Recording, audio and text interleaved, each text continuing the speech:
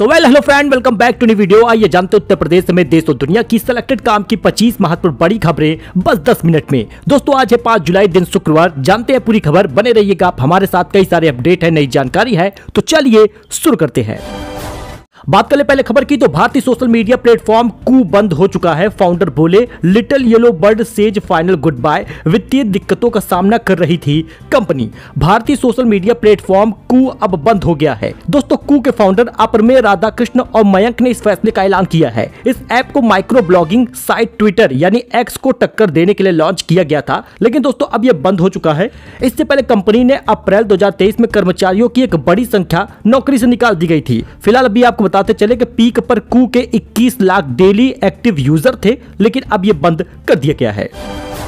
वह UP police constable भर्ती री एग्जाम को लेकर बड़ा अपडेट आ गया है। दोस्तों यूपी पुलिस कांस्टेबल भर्ती एग्जाम की तैयारियां जोरों पर है। तारीखों का अपडेट जल्द ही आ सकता है। यूपी सरकार अब जल्द ही यूपी पुलिस कांस्टेबल भर्ती के लिए री एग्जाम की तारीख का ऐलान कर सकती है। पहले यूपी पुलिस कांस्टेबल भर्ती की परीक्षा का पेपर लीक होने के बाद अब सरकार पूरी तरह से सतर्क है। इससे पहले पुलिस भर्ती परीक्षा के लिए जिलाधिकारी की अध्यक्षता में गठित कमेटी द्वारा परीक्षा केंद्रों का चयन किया है। इन परीक्षा केंद्रों को ए और बी दो कैटेगरी में बांट दिया गया है। दोस्तों आपको बताते चले इस साल फरवरी में 18 और 19 को यूपी पुलिस कांस्टेबल भर्ती के लिए परीक्षा का आयोजन किया गया था, लेकिन पेपर लीक होने की वजह से यह परीक्षा रद्द कर दी गई। अब एक बार फिर से जल्द ही री एग्जाम कराया जाएगा और डेट नजदीक आएगी। वही चैंपियन ट्रॉफी में 1 मार्च को भिड़ सकते हैं भारत और पाकिस्तान। पीसीबी ने 15 मैच का ड्राफ्ट दिया है। भारत के सभी मुकाबले लाहौर में होंगे। आईसीसी से मंजूरी फिलहाल अभी बाकी है। दोस्तों चैंपियन ट्रॉफी 2025 अगले साल 19 फरवरी से 9 मार्च तक खेला जाएगा, जिसमें 10 मार्च फाइनल के लिए रिजर्व डेट रखा गया है। पाकिस्तान क्रिकेट बोर्ड यानी पीसीबी ने टूर्नामेंट के 15 मैचों का ड्राफ्ट आईसीसी को भेज दिया है।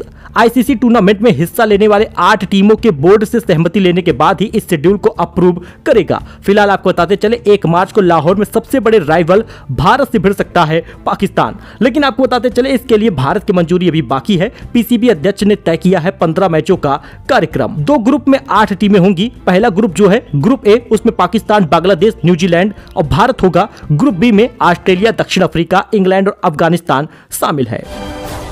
तो राशन कार्ड को लेकर बड़ा अपडेट आ गया है। राशन कार्ड की ई-केवाईसी अगर आप घर बैठे कर रहे हैं तो आप ये जान लीजिए ऐसा पॉसिबल नहीं है। सिर्फ आपका आधार लिंक होगा। बहुत सारे लोग कह रहे हैं कि आप घर बैठे ही ई-केवाईसी कर लेंगे, लेकिन सिर्फ आधार लिंक हो पाएगा, वो भी प्ले स्टोर पर एक मेरा राशन ऐप करके है, उसी में आपको जाके आधार लिंक करना होगा। लेकिन लोग उसी को राशन ई-केवाईसी समझ रहे हैं। फिलहाल आपको बताते चले दोस्तों को आपको राशन का ई-केवाईसी अगर कराना है तो आपको कोटेदार की दुकान पे जाना ही पड़ेगा। अब सरकार की तरफ से मैसेज भी आने लगा है। आप यहाँ पे देख सकते हैं किस प्रकार का मैसेज है, जिसमें लिखा है कि प्रिय राशन कार्डधारी, विभाग द्वारा आपको सूचित किया जाता है कि आप अपने परिवार के सभी राशन लाभार्थियों का सत्यापन यानी ई-केवाईसी कराने हेतु अपने नजदीकी उचित दर की दुकान पर जल्द से जल्द संपर्क करें। यानी कोटेदार के पास ही जाकर ई-केवाईसी करानी है, खुद से नहीं होगा। बहुत सारे लोग यूट्यूब पर अलग अलग जानकारी दे रहे हैं और यहाँ पे भी देखिए मेरा राशन ऐप करके बताया गया है कि इस पर आप जाकर ई-केवाईसी करा सकते हैं, लेकिन दोस्तों ऐसा नहीं है। ई-केवाईसी आपको कोटे की दुकान पर कराना होगा, आप किसी भी राज्य के रहने वाले हो। तो स्कूल क्लोज्ड हुआ है। यूपी के इस जिले में 8वीं तक के स्कूल 6 जुलाई तक बंद रहेंगे। डीएम ने आदेश जारी किया है। इसका कारण आप जान लीजिए। उत्तर प्रदेश के गोरखपुर जिले में 8वीं तक के स्कूल 6 जुलाई तक बंद रहेंगे। सीतापुर जिले में भी 4 जुलाई को स्कूल 8वीं तक के लिए बंद किया गया था। फिलहाल आपको बताते चले उत्तर प्रदेश के 20 से ज्यादा ऐसे जिले हैं जहां पर भारी से भारी भीषण बारिश का अलर्ट जारी हुआ है। यही कारण है कि गोरखपुर में भी 8वीं तक के स्कूल 6 जुलाई तक बंद किए गए हैं। फिलहाल आपको बताते चले सीतापुर जिले में भी 4 जुलाई तक स्कूल बंद था, लेकिन अगर बारिश इसी प्रकार से हुई तो और छुट्टियां कर दी जाएंगी, डेट बढ़ा दिया जाएगा। पूर्वानुमान और एडवाइजरी के आधार पर जिले में पिछले 2 दिनों में कुल 128 मिलीमीटर वर्षा दर्ज की गई है। इसी कारण से विद्यालय बंद हुआ है। तो यूपी के 15 शहरों में बारिश हुई है। अयोध्या में सरयू उफान पर आ गई है। मथुरा में सड़कों पर पानी भरा है। 68 जिलों में भारी बरसात का अलर्ट जारी हुआ है। आज 62 जिलों में भारी बारिश का अलर्ट है। 60 किलोमीटर प्रति घंटे की रफ्तार से हवाएं चल सकती हैं। बिजली भी गिरने की संभावना है। अयोध्या में सरयू का वाटर लेवल बढ़ गया है। घाट किनारों पर फ्लोरिंग जेटी लगा दी गई है, जिससे लोग गहरे पानी में न जा सके। मानसून ने पूरे यूपी को कवर किया है। आप इसमें देख सकते हैं किस प्रकार से मानसून ने घेरा है। फिलहाल आपको बताते चले दिल्ली और गाजियाबाद और नोएडा में तो अंधेरा छा गया दिन में ही। यही कारण है कि आप अलर्ट रहिए। आने वाले 10 दिनों तक पूरे प्रदेश में बारिश होती रहेगी और तापमान 6 डिग्री तक कम हो सकता है। अब सुल्तानपुर में सबसे ज्यादा बरसात हुई है। आपको बताते चले 126 मिलीमीटर की बरसात सबसे ज्यादा सुल्तानपुर में हुई, फिर कुशीनगर, बिजनौर, संत कबीर नगर और महराजगंज, इन सभी जगहों पे भारी बरसात हुई है। लेकिन अब मौसम ने पूरी तरह से घेर लिया है। यही कारण है कि अब भारी बारिश हो रही है। तो वाराणसी में 8 जुलाई से मुहर्रम तैयारियां शुरू, निकलेगा 72 ताबूतों का जुलूस, 17 जुलाई को आशूरा होगा और 13 दिनों तक होगी मजलिसें। जी हां, वाराणसी में मुहर्रम की तैयारियां शुरू हो गई है। 6 जुलाई से इस्तकबाले अज़ा की मजलिसें शुरू होंगी और 8 जुलाई से मुहर्रम का जुलूस उठेगा। 13 दिन तक लगातार दिन में भव्य जुलूस निकलेगा और शाम को मजलिसें होंगी। शहर भर में कुल 60 जुलूस उठाए जाएंगे। 16 या 17 जुलाई को इमाम हुसैन की शहादत होगी। आरएसएस प्रमुख मोहन भागवत पहुंचे ऋषिकेश। 120 कमरे के विश्राम सदन का किया लोकार्पण। एम्स में आए मरीज और तीमारदार रुक सकेंगे। 30 रुपए में भोजन मिलेगा। राष्ट्रीय स्वयंसेवक संघ आरएसएस प्रमुख मोहन भागवत ऋषिकेश पहुंचे हैं। उन्होंने वहां पर माधव सेवा विश्राम सदन का लोकार्पण किया है। आपको बताते चले, विश्राम सदन में तकरीबन 450 लोग के ठहरने की व्यवस्था है, जिसमें तीमारदारों को 10 रुपए में जलपान और 30 रुपए में भोजन मिलेगा। वाराणसी में बिना लाइसेंस संचालित 7 गेस्ट हाउस सीज कर दिए गए हैं। काशी विश्वनाथ मंदिर के पास महीनों से अवैध चल रहे लॉज सिटी मजिस्ट्रेट ने कार्रवाई की है।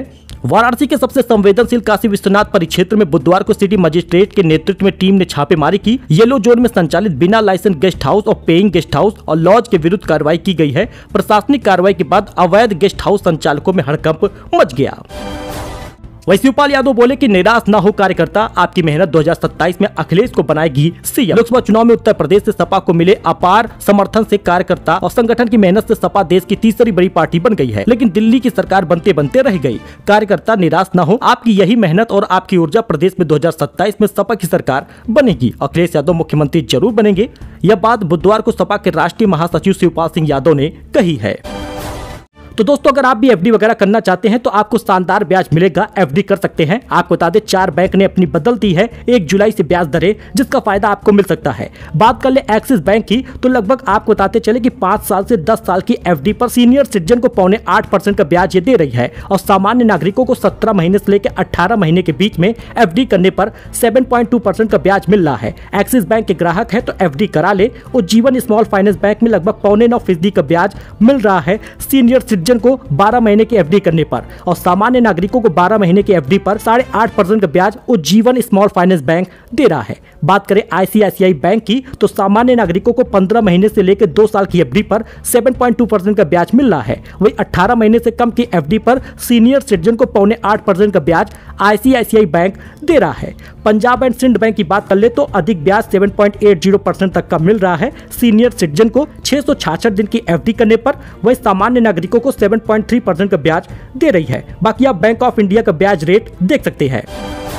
यूपी के पुजारियों पुरोहितों के लिए बड़ा फैसला हुआ है। सीएम योगी ने की है तोहफा देने की तैयारी। यूपी के मंदिरों में पुजारियों और पुरोहितों को मानदेय देने की योजना, बड़ी संख्या में उन्हें फायदा देने का ऐलान किया गया है। इन्हें मानदेय के साथ स्वास्थ्य और राशन की भी सुविधा दी जाएगी। इसका ऐलान सीएम योगी ने किया है। इस योजना के तहत 60 साल से ज्यादा उम्र के पुरोहितों को इसका लाभ मिलेगा। उनको राशन सुविधा और हेल्थ कार्ड का लाभ भी दिया जाएगा।